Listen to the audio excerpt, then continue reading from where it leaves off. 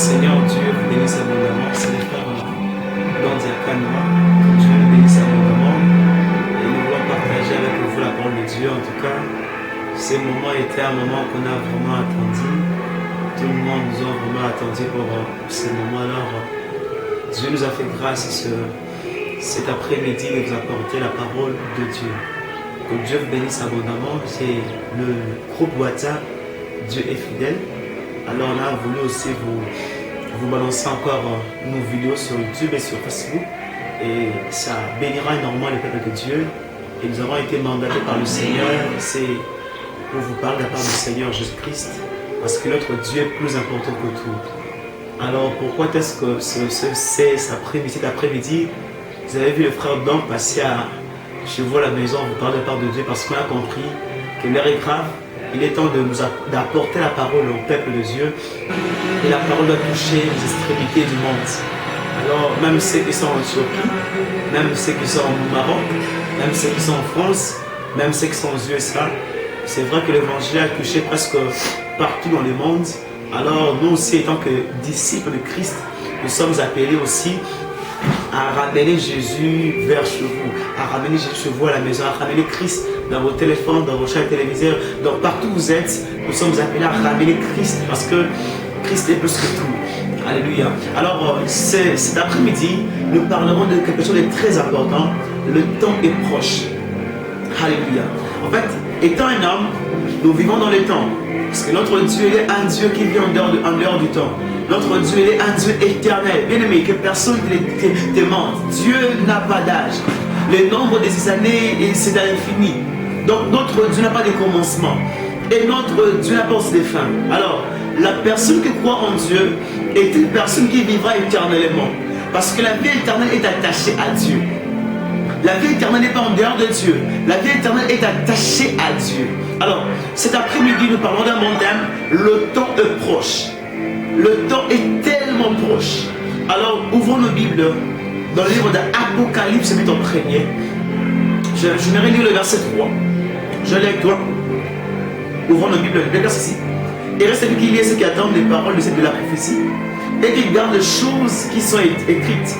Car le temps est proche.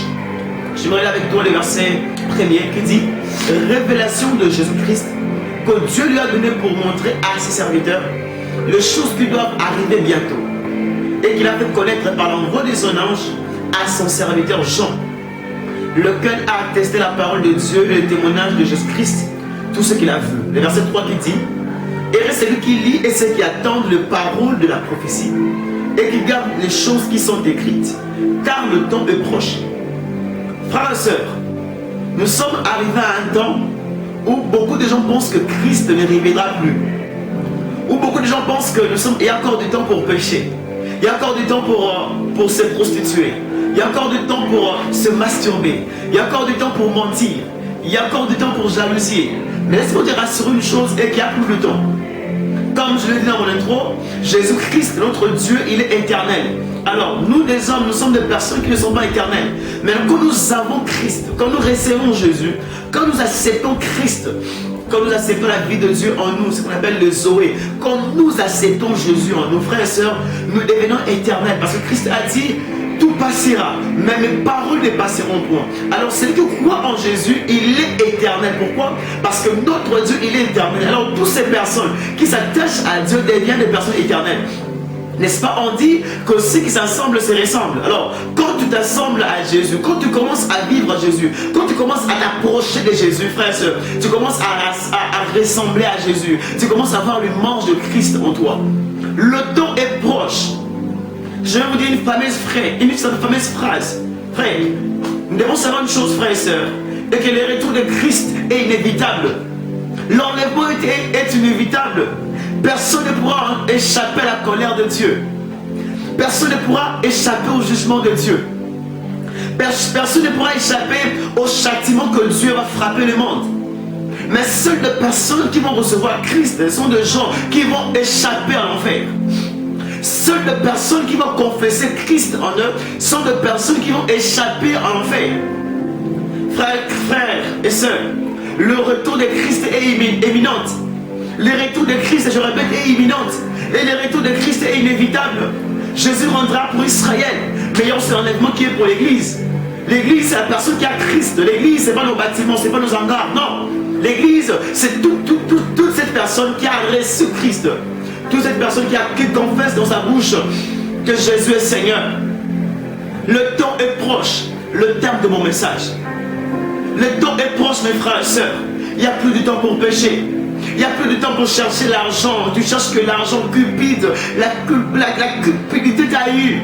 Tu travailles que pour l'argent. Frère et sœur, même quand tu as l'argent, ce n'est pas pour toi. L'argent que tu as, c'est pour Dieu.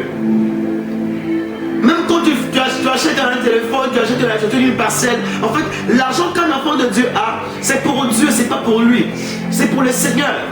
Même si ça ne participe pas à l'œuvre de Dieu. Mais parce que toi tu le consommes, en fait, c'est pour le Seigneur Jésus-Christ. Parce que la terre appartient à Dieu. L'or et l'argent appartiennent à notre Dieu. Alléluia. Le temps est tellement proche, frères et sœurs. Le temps est tellement proche, bien-aimé dans le Seigneur. Alors, nous devons savoir une chose. C'est que le Seigneur Jésus-Christ revient bientôt.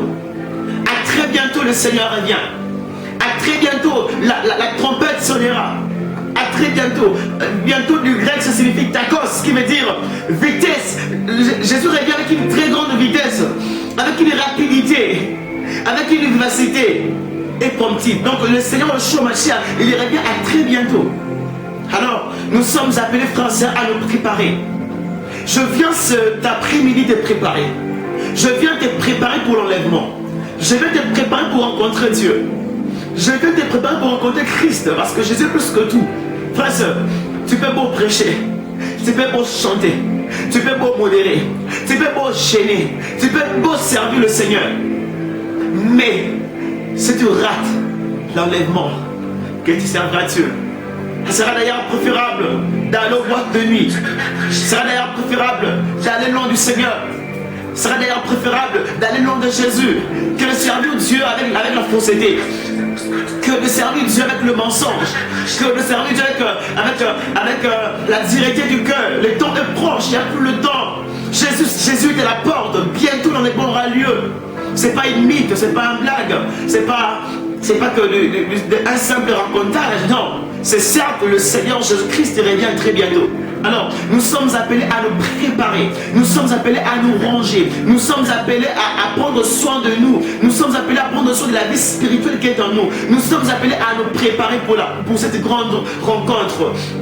La rencontre avec le Seigneur Jésus-Christ. Le temps est proche, frères et sœurs. Il n'y a plus de temps pour pécher. Il n'y a plus de temps pour se prostituer. Rappelez-vous, la Bible déclare dans Deutéronome chapitre 23, il n'y aura pas de prostituées parmi les filles d'Israël. Il n'y aura pas de prostituées parmi les fils d'Israël.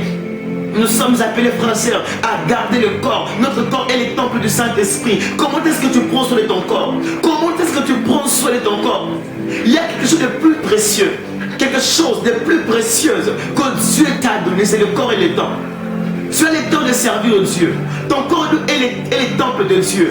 Ton corps est l'instrument de Dieu. Ton corps est le matériau de Dieu. Dieu pour prêcher quelqu'un, il a besoin, frère et sœur, de ta bouche. Ce n'est pas un ange qui descend. Dans ta bouche, tu parleras de Christ. Frère et sœur, parfois quand on parle du ciel, on a tendance à penser que le ciel c'est les nuages. Non. Le ciel c'est là où il y a Dieu. Le ciel c'est là où il y a la présence de Dieu. La Bible déclare ceci, que le ciel son trône et la terre son marchepied. Quand Christ marchait sur la terre, il était Dieu, à la fois Dieu, à la fois homme. Mais quand il s'est promené, le ciel était en lui. Or, notre corps est le temple du Saint-Esprit. Donc, en toi, il y a le ciel. Le ciel se cache en toi. Le ciel, c'est en toi. Dans ta personnalité. Comment est-ce que tu prends soin de ton corps? Le monde ne peut pas contenir Dieu.